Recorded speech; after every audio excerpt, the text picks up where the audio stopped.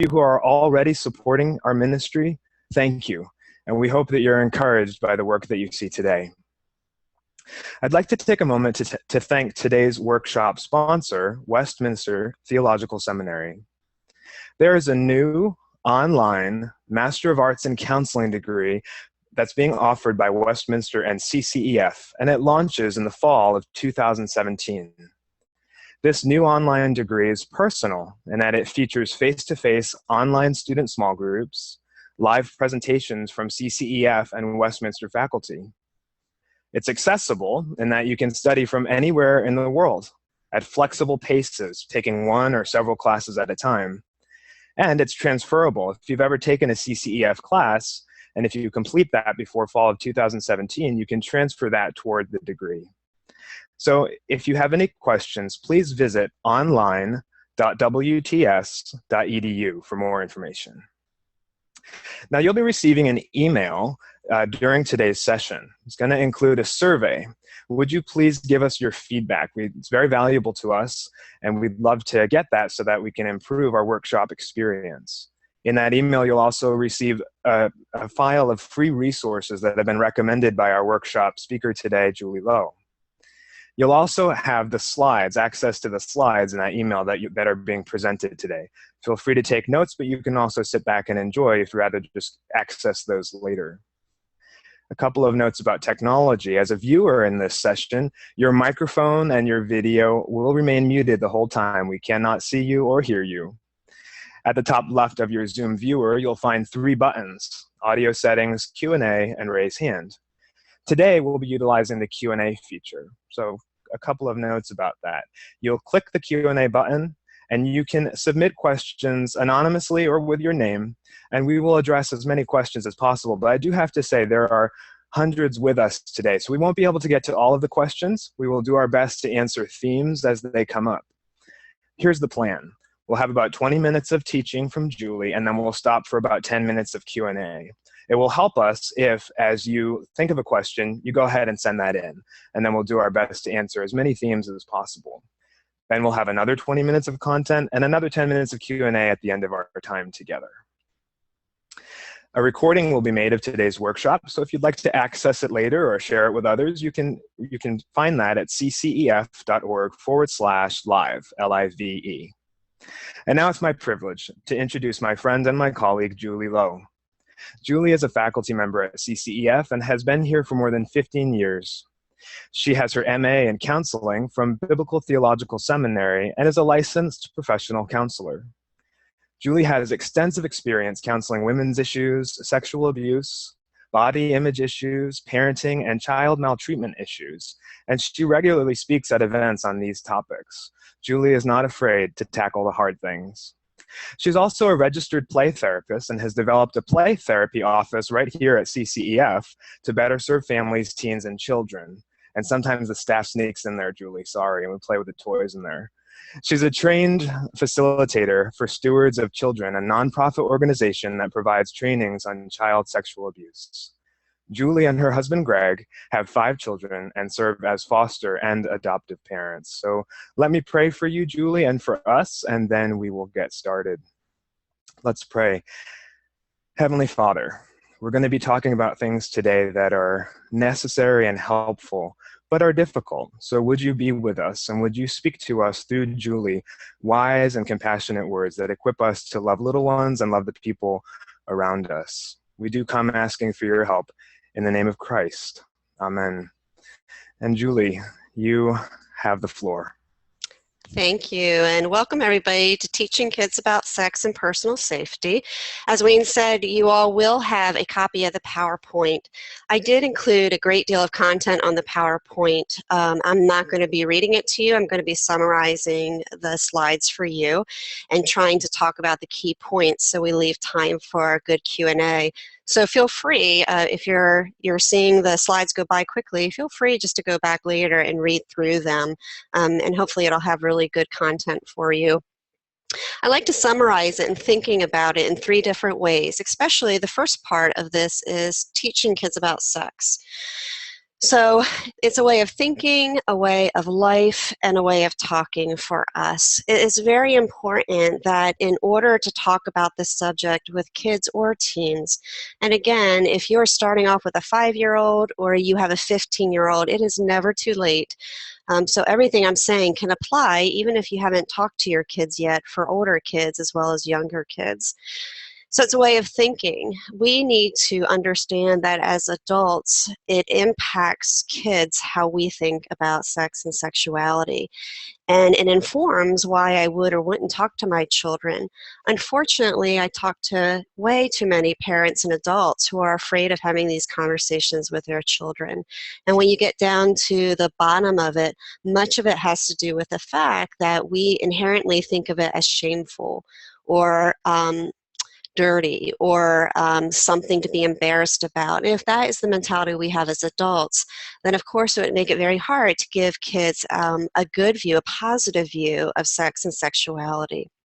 So I think it's really important as adults that first we deal with how do we feel about sex and sexuality. So as you see on the slides, there are words that will potentially come to mind when you think of a topic like this, or on the other side, words that come to mind. Those things inform how comfortable we are in talking with kids. So I'd really want to challenge us all as adults that we learn to be comfortable with hard topics, whether it's issues of sex and sexuality, sexual abuse. This is one of the reasons I'm talking about teaching kids about sex before we even talk about personal safety. Because as adults, if I am unwilling to teach my kids about sex, then I'm certainly going to be struggling to talk to them about the potential of sexual abuse or molestation. So let me summarize it with this slide. Talk often, talk freely, and talk soon. So talk often. That means it can't be a one-time conversation where we go away with our kids for the weekend, tell them all about sex, and think they're set for life. This has to start and continue and be an ongoing process for children. Why? Because they're constantly developing. They're constantly making sense cognitively out of their experiences, and they're constantly being inundated with things that culture and friends and people have to say to them. So talk often. Bring the conversation up, foster and nurture it. Talk freely. It is really important that we act like it's the most natural thing in the world to talk to our kids about topics like this. We want them to feel there's a bridge being built, that no topic's off limits, that they can come to us and share with us. And then talk soon. I am arguing that we talk sooner than later to children, and we start younger. And I'll go into the reasons why in a little bit. One of the top questions I get is, well, how young should I go, Julie? And that's a great question, and I will never set an age to that because so much of it has to deal with the child in front of you, their maturity, their cognitive level, where they are developmentally. Sometimes parents have to start sooner than they're comfortable with because kids have been exposed to inappropriate material, or they've been molested. So parents have to give them a frame of reference, a way of thinking about life and their experiences. But in general, I would say start talking to kids as young as possible, and that starts simply with explaining body parts and giving things the right name and talking openly about where babies come from. And then depending on the maturity and age of your child, you develop with them the conversation, you answer questions, you foster it, you use books and resources. So again, I'll try to go into that a bit more, but talk often, talk freely, talk soon really sets the stage. Another thing that I feel very strongly about is saying don't be reactive in your parenting. That it's far better for you and I to shape a child's understanding of a subject than to debunk an inaccurate view. So again, we wait way too long because we think, wow, if my kid's not thinking about this, I don't want to bring it up before necessary. However, again, we live in a sex-saturated society where they're being exposed to things on commercials, in cartoons, on the news, on billboards. So be proactive, don't be reactive. By the time you think your children are being exposed to this, they probably have been for several years, and they're doing it. They're learning how to relate to it without any loving guidance. A great book I highly recommend, and these will be at the end of your PowerPoint as well. One is called How and When to Tell Your Kids About Sex. And the Jones say this: there can be no denying that a lot of children and adolescents are growing up with very problematic attitudes of sex. The problem is not that children were given godly instruction early on by their parents. Rather, the problem is that they have learned from everywhere else and have learned all the wrong beliefs. If our children are going to learn about sex early in our sex-saturated society, it must be our responsibility for them to learn the right views and for God's perspective to form the foundation for all they come to believe. Couldn't say that better. They are summarizing very well what I'm trying to accomplish, and that's that they need you and I to be their guide. They need to know how to think well about a God-created thing. And here's a principle I talk about all the time with parents, that God creates and the world corrupts. God creates food and the world corrupts it. God creates relationships, the world corrupts it. God creates sex and sexuality and the world corrupts it. Unfortunately, we wait way too long for them to see the corruption of it, and nobody ever teaches them about the creation of it. And I would love to see the church at large, as well as families, start saying, we are pro-sexuality, we are pro the way God created sex to be, and to shape a really positive, inspiring view for children and teens. What's the risk of waiting to talk to your kids? Someone else will, and you won't like what they have to say. So kids are actively pursued and aggressively pursued in our culture, and we're seeing that a lot in various agendas that are going on right now that are shaping how our kids view morality and relationships. A lot of recreational sex and pleasure, looking out for number one. Kids will form their own conclusions when they see things or experience things. And if they don't know that their parents are opening bridges and opening conversations with them, they begin to formulate their conclusions on their own. They'll assume your silence means you're indifferent or inadequate in helping them. So as a counselor, I can't tell you how many times when I ask a pre-adolescent or a teenager, have they ever talked to their parents about this subject? And they shake their heads appalled and said, my parents don't know anything about this subject. Or they say, my parents are too embarrassed, or my parents turn red when the conversation comes up. They can see from your reactions or our reactions how comfortable we are with topics and will tend to avoid them. It becomes another area they feel you can't understand. And I've heard over and over again detectives and police officers say that kids who don't understand sex and sexuality run the risk of becoming victims of sexual crimes. Those who are potentially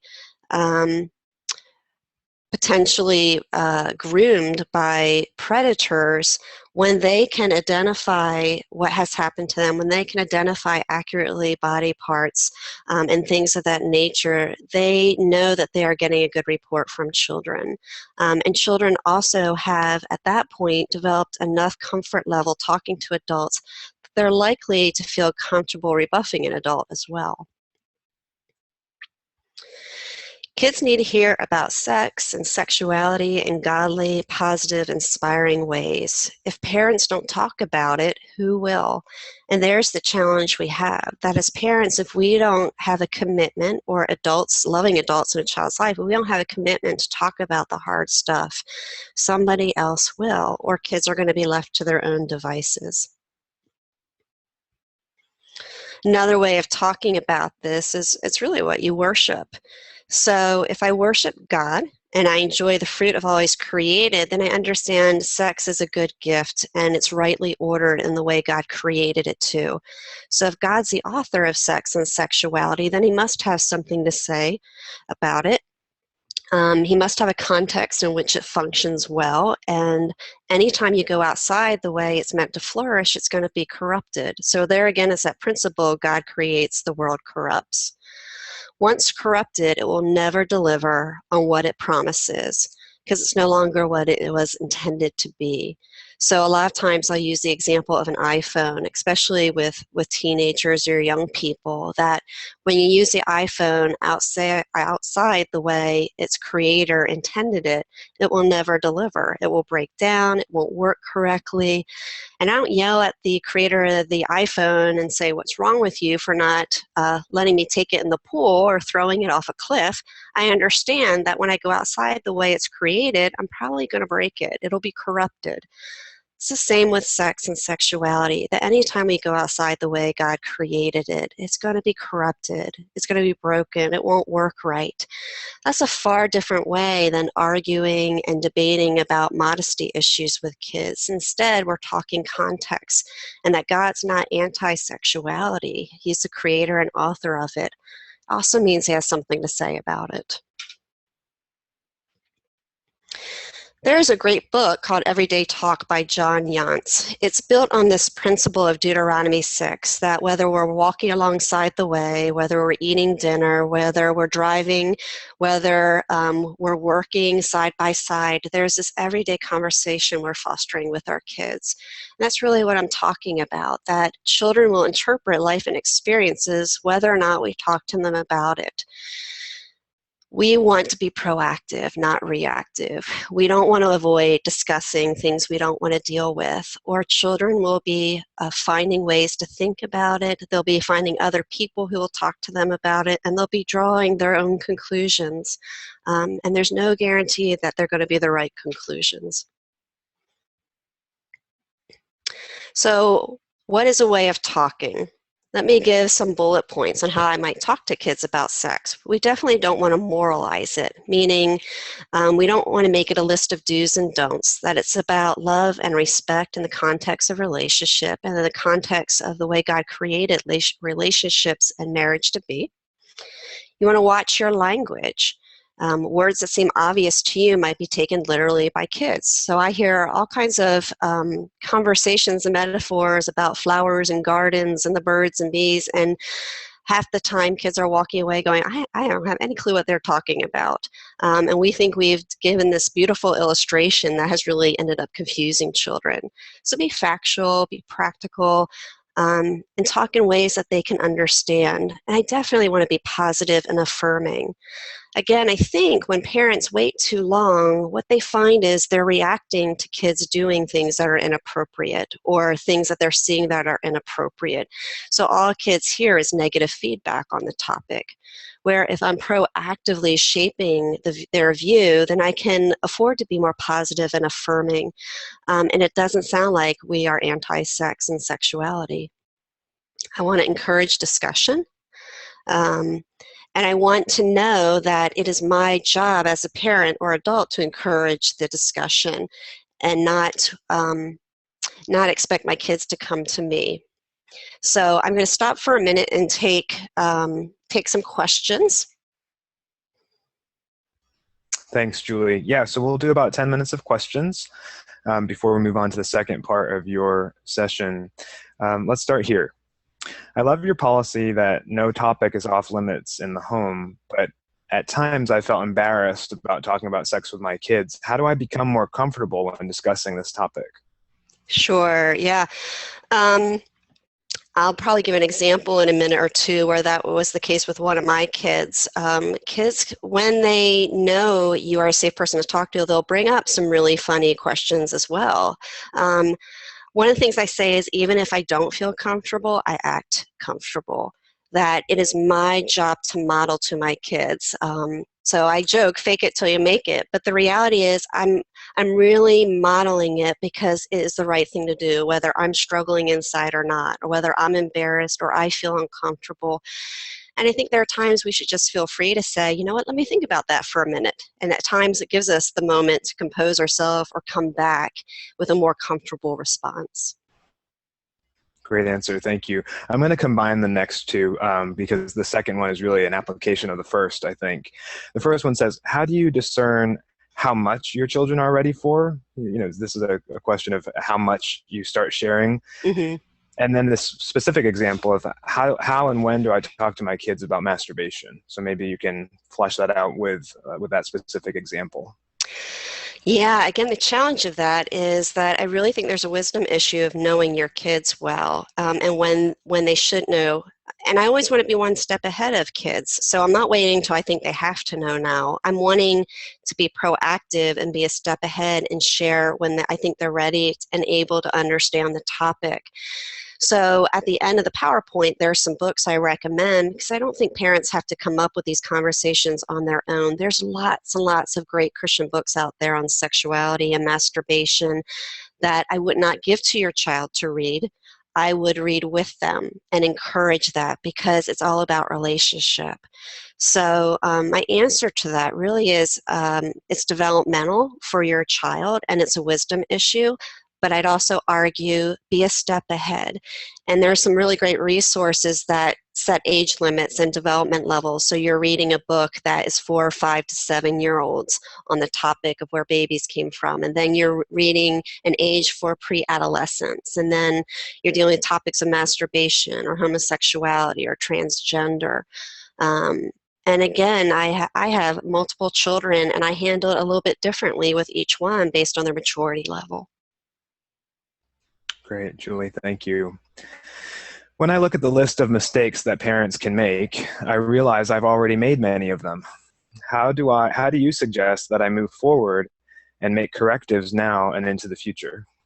Yeah, that's a great question. And one of the things I want to emphasize most is that it is never, ever, ever too late. Never too late. So even when I make mistakes, and I talk about this as a counselor, and I've made some of those mistakes with my own kids, and I just go back and I admit them. And I just say, you know what, honey, I think I didn't talk about that well. Or, you know what, this is really how you should be thinking about it. Or, you know what, I should have been talking about this several years ago. I'm so sorry I waited till now. But I want to talk about it now. And let's deal with the discomfort of you're older and you don't know you want to talk to me about it right now. So as much as I argue that these are common mistakes made, I also say, but it's never too late to fix it. I don't care if you're a grandparent who's never talked to your own children about sex and sexuality. It's never too late to say, I want this to change. I want to open this up for discussion. Got it. Thank you. Clarification question. I think I can combine these as well. Can you elaborate or explain what you mean by giving body parts their proper names? Yeah. And before you do that, the next question says, you mentioned some words that seem obvious some words seem obvious. Actually, I'm sorry, I'm not reading this correctly, but you mentioned some words are going to be more literal and helpful for children. Mm-hmm. So if you can answer that, just clarification, what words should we be using and what do you mean by that? Yeah. So, let me get specific for you. I often joke about in kindergarten, we teach kids songs like head and shoulders, knees and toes. Yet when we're talking about private parts, we come up with all kinds of crazy names. And in some talks, I list all those kind of crazy names we come up with for private parts.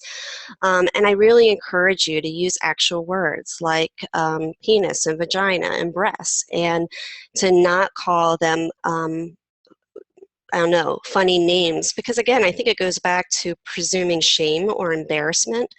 There are certainly parts of the body that are more private and deserving of more respect, but that is a very different way of thinking of it than thinking in terms of shame or embarrassing.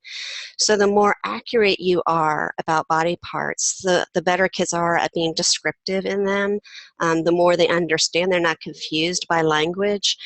And they know exactly what's being discussed and talked about. So again, I think that's the same with metaphors, that when we try to talk about sexuality, that I've heard a lot of interesting metaphors, like your sexuality is a garden. That's the one that just keeps coming to mind. And I just think it's confusing. So talking about how God made boys and girls different, and how he made men and women to make babies and things like that. So you're just being very tactful, you're being direct, and you're acting matter of fact about it. So kids become comfortable. Very helpful. Thank you. You mentioned cultivating a godly, appropriate self-image in your children. What are ways in which we can accidentally cultivate an unhealthy self-image, or for teens and adolescents, an unhealthy body image? Yeah, that's a great question. So as I answered, I'm going to look through some of these. So the next one talks about explaining things in terms of respect, and I think this is where we might develop an unhealthy a body image issue, where if I'm if I really try to stay away from terms that are shameful or embarrassing, and I talk in terms of your body's a gift, but it's also a responsibility. There are parts of your body meant to be treated with greater respect and privacy. You can see how the language I'm using is an honoring language of respect, privacy, responsibility. Um, you're meant to respect your own body as well as other people's bodies. Other people should respect your body. Here's what it looks like. So the language you use, I think, really shapes the mentality that kids develop, where sometimes I'm afraid when we make it about what kids wear or what they're showing or how they dress, um, we might be right in what we're saying, but I think we're emphasizing the wrong things. I hope that makes sense. I can feel free to clarify. Where I want to really focus on respect and relationship and the way God intended relationships to be lived out in terms of sexuality. Got it. I work with foster children, and I see that you do as well. Knowing that we usually have these children for a limited time, but in formative years, how would you encourage conversations about sex with foster children? The same way, I would hope foster children could look back and see that there was at least one or two people in their lives that were willing to talk to them about hard stuff, and acted completely natural about it. So that's a great example of a season of life where I might only have a child for a season. And do I model that in the way I relate to my spouse, in the way I relate to my children, in the way I honor them and talk about it? So this is true with almost any subject we talk about, that kids are deeply touched when they see adults who really care and show respect and honor in the way they talk about a subject, even if it's just for a season. Thanks, Julie. I'll let you finish up this section now, and we'll stop Q&A for now. So if you want to finish this section and then move on to the next, that'd be great. Yeah, so I'll just comment on these slides quickly for you. Again, the media, the billboards, you can't walk by a mall, or in a mall, I should say, and not walk by a huge Victoria's Secret picture. And a lot of times I hear parents say, just tell your kids to put their hand up and keep walking, or close their eyes as they're walking by. And that is one way of handling it. However, I also argue that you could very well stop in front of things and have your kids talk to you about it and say, what do you think they're trying to sell? What is the message they're giving you, and why? Now, I want to do that in a way that I'm not somehow fostering, staring at inappropriate things, but we realize that kids are inundated. They're just surrounded by it nonstop. Yet again, here's a place where very few adults will stop and talk to them about what they're seeing in the images. So whether it's in commercials, which I think are just as damaging sometimes as the movies kids are watching, or whether it's the billboards, it goes back to, do I stop and engage my kids rather than just trying to avoid acting like it's there? The Jones say again, the Playboy philosophy, which exaggerates and flaunts the physical pleasure of sex, making them the center of life, is ultimately a mere graven image of what sexuality is really about. Making sex the center of life, the true meaning of sex is distorted and thus made less than what it is. There's God created and the world corrupts again. So how to deliver the message? You're modeling a positive view. I always want to be a step ahead whenever possible, and I want to inform them thinking about a topic before they even know about it. I want to promote no topic is off limits. Being simple, clear, and candid. Again, you're cultivating a godly, appropriate self-image by doing those things. And I always tell parents, don't feel like you have to do it on your own. There's lots of really good resources out there. Read books with your kids. Never hand your teen or child a book to read. Read with them and ask them questions and discuss it with them. And take your own child into account. So what can they handle? What is their maturity and awareness? And again, you can see a lot of these things are things I've talked about, just being, talking about being male or female in constructive ways, even in a culture that talks about them in very destructive ways. Here's some more, just encouraging, fostering good questions, checking in, finding out what others are telling them. I will often say to my kids, hey, what are boys like in 5th grade? What are the girls talking about in 8th grade? How do they treat boys and girls? Because they might not tell me what's going on in their life, but they usually will tell me what's going on in everybody else's life. So if I feel like they might not be honest with me, I can always ask a question that's a little projective. What are the boys and girls like in your class? What kind of ways do they talk about sex? And you can see how I'm promoting and fostering conversation when I do that. And then there is a place, as you see, the last point was, there's a place to talk about consequences too. But before we talk about the negative and the consequences, I would hope that we also start with a positive, inspiring view. Kids ask tons and tons of questions. In a car ride once, my daughter asked if there was sex in heaven. Now, what a bizarre, out of the norm question to get that has never crossed my mind. But I would hope one of the reasons she was able to ask a question like that dealt a lot with the fact that she felt it was safe to, and that she was fostering, that we had fostered an openness. So in her mind, how the conversation went, as much as I wanted to change it, was, well, Brittany, why would you ask if there's sex in heaven? And Brittany said, well, Mom, you say sex is good, right? So would sex be in heaven?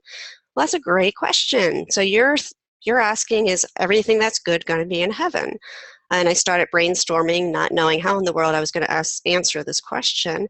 And I said, well, not everything that's good here on earth is going to be in heaven, Brittany. And she said, like what? I said, well, good question. Like ice cream. I don't know if ice cream's in heaven. And at that point, the whole van erupted into arguments over why there wouldn't be ice cream in heaven. And I kind of dodged that bullet. But I would hope that we are seeing into the hearts of our kids when we build those bridges and foster openness, that kids will ask the questions that usually just remain inside and we never hear about. So on that note, again, here are some questions I might ask kids. I'll let you read through them later. But I really want to jump to, now, how do we talk to kids about personal safety? Because again, if you're not talking to your kids about sexuality, you're not going to talk to them about something as scary as sexual abuse. We need to understand that abuse occurs more often with people we know than with strangers. And again, I'll talk about that in a minute. So here you see some statistics of kids and why they and how they are abused on a regular basis. There's a book called Predators by Anna Salter that says, why do most children never report?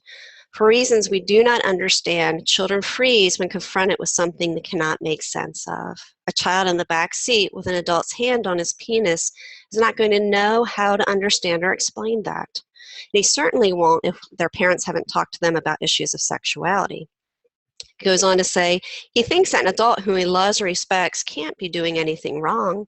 Besides, this is an adult his parents respect, who will likely even wonder if his parents know and approve. After all, they're in the front seat.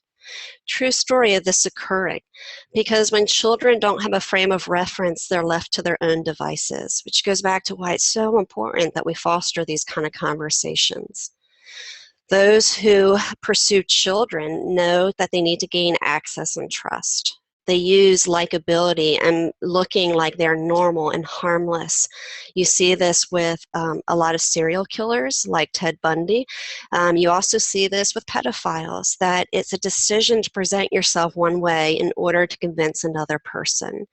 And we also know now that pedophiles don't just try to woo and groom children, that they're trying to woo and groom you and I as well. That they know if they can convince a parent that they're a good person, that they'll give them access to their children. Stranger danger is a myth. So again, statistics show over and over again that children get abused by people they know, whether it's an acquaintance, a coach, a teacher, an aunt, an uncle.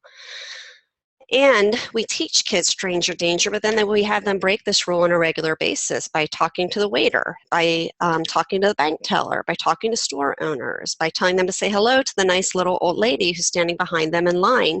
So children get utterly confused that they can't possibly know who a stranger is or isn't because they're regularly breaking that. And they develop this sense that anybody that smiles at them is safe, and anybody that looks hairy and dangerous and missing teeth is unsafe. So we want to break that down and help them know that it is not strangers and it's not people we know. It is people's behavior, that I really want them to start to evaluate behavior. One of the best books I've read on some of this right now is a book called Protecting the Gift by Gavin DeBecker. He's not a Christian, but he's by far written some of the best stuff out there and talking about keeping children safe, and it's written for parents.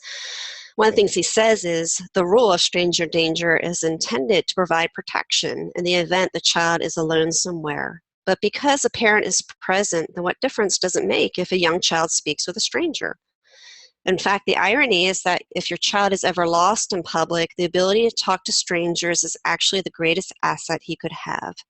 Children raised to assume all strangers might be dangerous do not develop their own inherent skills for evaluating behavior. Again, very important. One of the things I want to emphasize is I don't want to teach my kids to be afraid of the world. I don't want to teach them to be afraid that everybody is a child molester.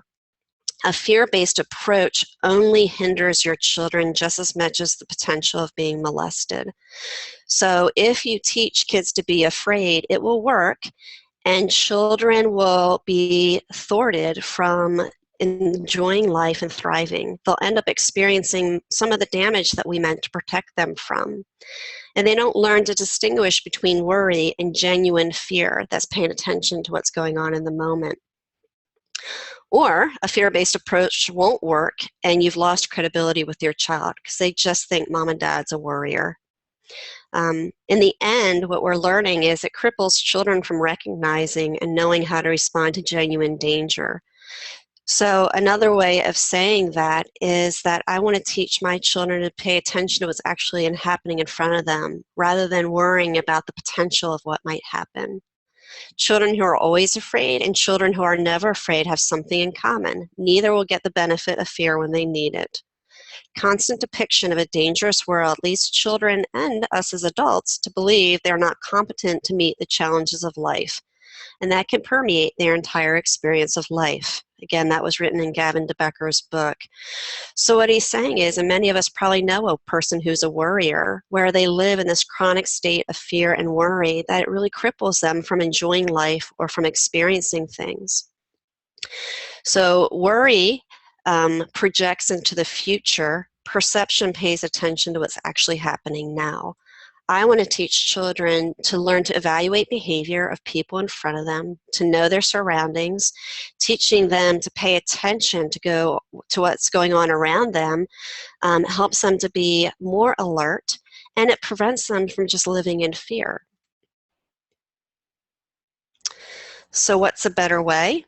Again, you want to teach them to recognize and understand intuition. So again, I really don't like this word. Gavin DeBecker uses it. Another way of saying it is perception. I want them to pay attention to what's going on around them. It's often based in the facts or details what's going on around them.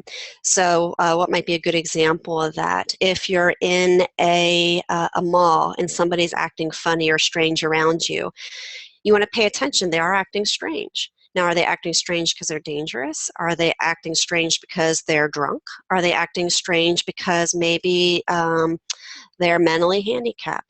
You're teaching children that if they pay attention to what's actually happening, then they can evaluate what's going on. So it goes back to the next point, teach them to evaluate behavior. I say all the time to my children, did the babysitter tell you to do something right and good? If so, you need to obey.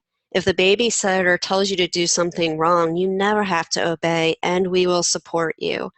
That is really important to add the "and we will support you." And so I use that language on a regular basis because most of the time our kids are told to obey. There's very few times they're taught to disobey adults. But I do want them to hear that whether it's a teacher or a babysitter or their grandparents or their aunt or uncle or even or their father, that if a grown-up tells you the wrong thing to do, a friend tells you the wrong thing to do, you never obey it, and we will support you. So they're learning to stop what is happening in that moment and say, is this person telling me the right thing to do or the wrong thing to do? They're evaluating behavior.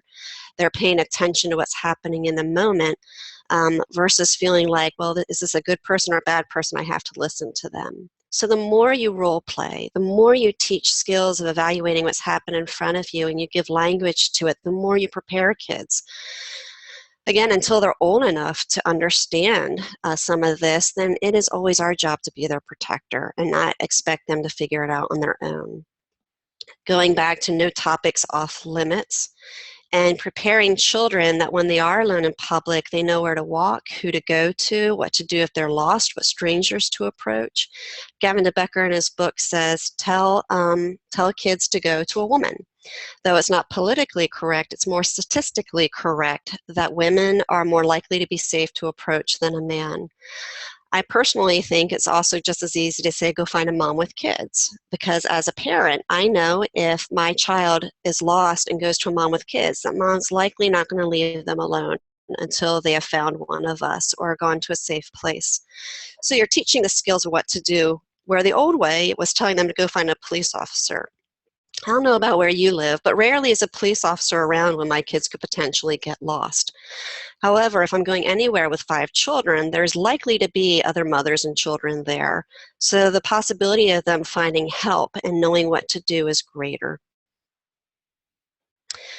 Another thing he says is the test of 12. Now, again, I might tweak these differently, but they're all really good things. Let me give a few examples. The first one says, honor their feelings. If someone makes you uncomfortable, it's an important signal. I would at least say, pay attention to your feelings. Why is this person making me uncomfortable? The more I'm asking them questions, the more I'm asking them to evaluate what's happening around them, the more likely they are to come up with the right conclusion, or at least to ask somebody for help. You're always strong enough as the adult to hear about any experiences they have had. This goes back to even when it's completely uncomfortable for me to hear, I have to model being comfortable. I have to demonstrate I can hear this, even if inside it's killing me, because it's what they need in the moment to feel safe and comfortable with me. Teaching kids to rebuff, defy adults, to be assertive, to ask for assistance, to choose who to ask, to describe the peril they're in. This is where role playing is really so crucial. I don't know about you, but my kids love it when I let them tell me no. When I role play, go ahead, say no to me, or let me come up with something to make you do, and you decide whether it's a good thing or a bad thing, and whether you should say yes or no. Kids love doing those things. It's great to role play, and it's good for them to know what options they have. Again, some of these other points are pretty helpful. Make noise, scream, yell whenever somebody's after you. A really important thing that if someone tries to take you, scream, "This is not my father." Now, that might seem obvious, but how many times have you and I been out in public where there were kids screaming and acting poorly for their parents? So it could be very helpful if a child who's being taken against their will tell people, this isn't my mom or dad. If someone tells you not to yell, the thing to do is yell. If someone tells you not to tell, the thing to do is tell. And always resist going somewhere with somebody out of view. So his argument is if you go through these 12 points and you're repeatedly teaching them to your kids, you're role-playing different situations, and you're giving them the freedom to come up with different situations and try to trick you or get you stumped, then you're teaching them the safety skills they need. Here are some resources that I talked about earlier. So there are really lots and lots of good resources out there. I list these because here's a good example of developmentally appropriate books. So it's called God's Design for Sex series. There's 4 books there, and it goes according to ages. Then there's other book series that do it just for girls, and then there's a section just for boys, and they're developmentally appropriate. I think you want to evaluate what you're most comfortable with, and you want to walk through them with your kids. For the issue of personal safety, these are some books and resources that I'd recommend. Again, not for the faint of heart. The most important one, probably from a parenting standpoint, would be Protecting the Gift. Keeping children and teenagers safe and parents sane. What I really like about it, it talks about resources like how to interview babysitters, how to interview daycare centers, how to think about what the indicators are, how to teach skills to your kids. And He has one whole chapter on worry and how worry hurts kids. That is so key. I probably can't say it enough, that the last thing you want to do is instill fear in yourself as parents or in your children as you're talking about these subjects. It's far better to educate and proactively prepare them than to teach them to be afraid of the world they're living in. So on that note, why don't I stop for questions? Excellent. Thank you, Julie, for speaking to us on these things.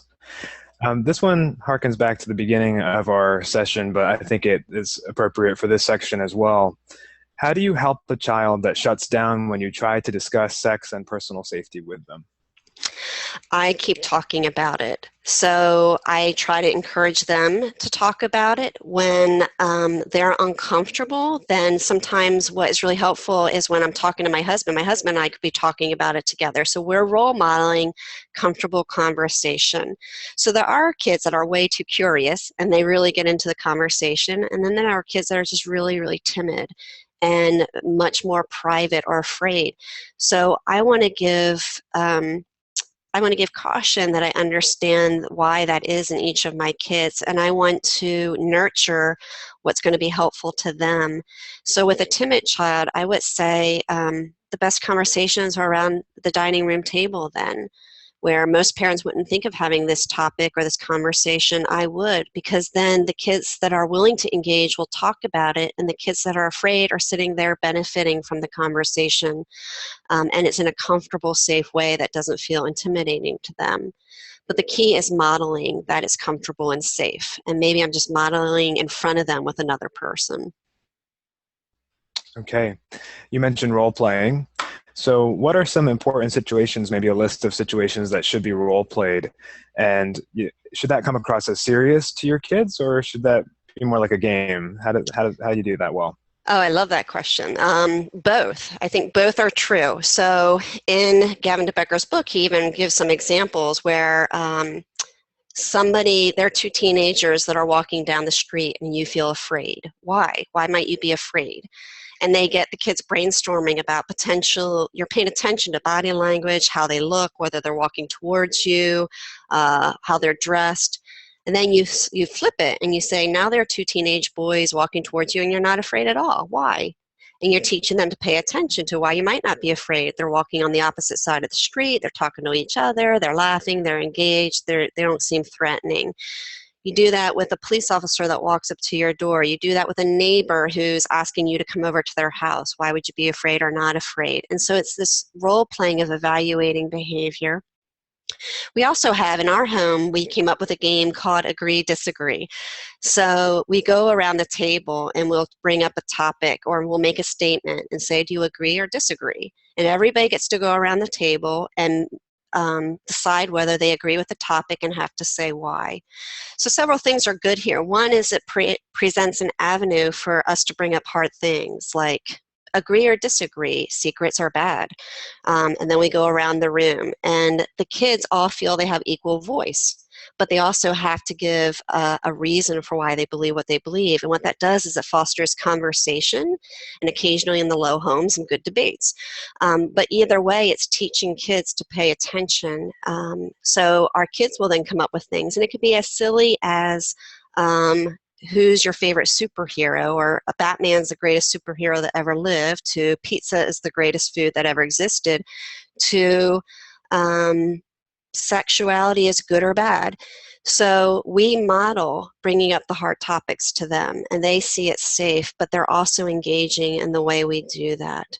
So there are lots of really creative ways that you can foster it. You bring up role plays, you engage them, you make it fun, and you go from the silly to the goofy. So when I pick on a babysitter, and I'll tell our babysitters we do this, so I'm going to pick on you and I'm going to say, hey, if Melanie ever tells you the wrong thing to do, you never have to obey. What might be some wrong things Melanie tells you to do?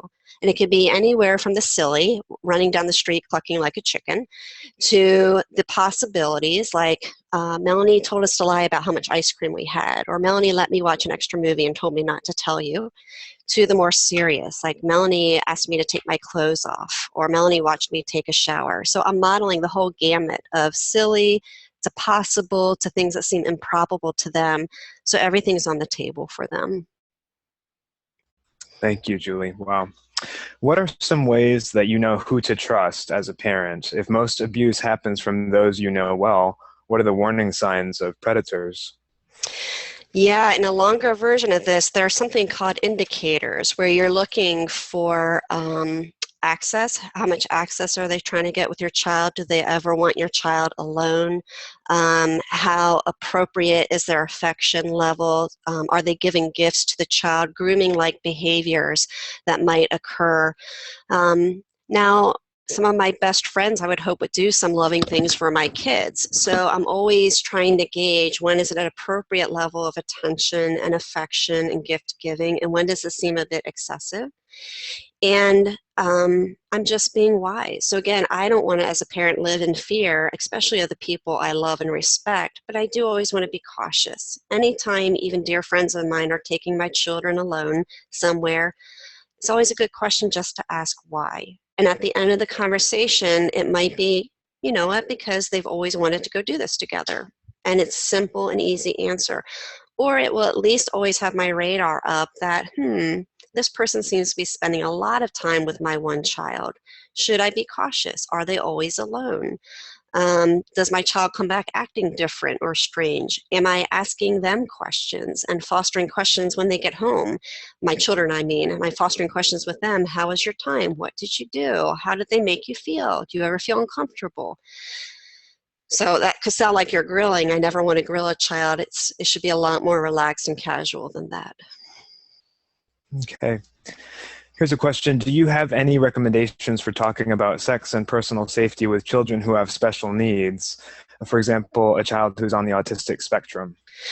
Yeah, and again, there it goes back to the wisdom issue of kids on the spectrum can be at different places maturity-wise as well. But I'd be especially concerned for kids with special needs that they can be targeted or taken advantage of. So you're probably going to be treating them based on their emotional maturity level or cognitive maturity level, which means you can have the exact same conversations, but instead of looking at their developmental age, I'm looking at their cognitive age. So if they're 14 but they function like an 8-year-old, or if they're limited in their ability to perceive good people or social context, then it goes back to the more I role play and the more I teach them safety skills, the more hopefully they'll learn it across the board. Great. We have a couple of questions about church leadership that I think would be really great to hear from you on, Julie. How do we helpfully address this topic with church leadership? How do we ensure our churches are thinking about these issues? What do we do if we have concerns about the security measures that are in place at our church? A spectrum of questions about what do we do at our churches to start this conversation? Yeah, we've had this workshop at a couple of our national conferences, and we might even have it online, which would be a great thing to listen to. But talking specifically about how to help churches proactively have protocols that are protecting the vulnerable in their midst. And we're talking about children, but the vulnerable could be special needs individuals. The vulnerable could be refugees. The vulnerable could be the elderly. So I think it's great to go to church leadership and say, we really want to consider who the vulnerable are in our church. And how do we think well about protecting them? Churches are one of the places predators are known to target because we're so trusting, we're so open and welcoming. And many churches up till recently would just freely welcome anybody to volunteer in children's ministry. So it is so important that churches are aware of that. I think many churches are becoming much more aware of that. But I would encourage pastors and church leadership to listen to some webinars like this or to read some good books. One is called On Guard by Deepak, who has also spoken at CCF's annual conferences. It's a great resource for churches as well.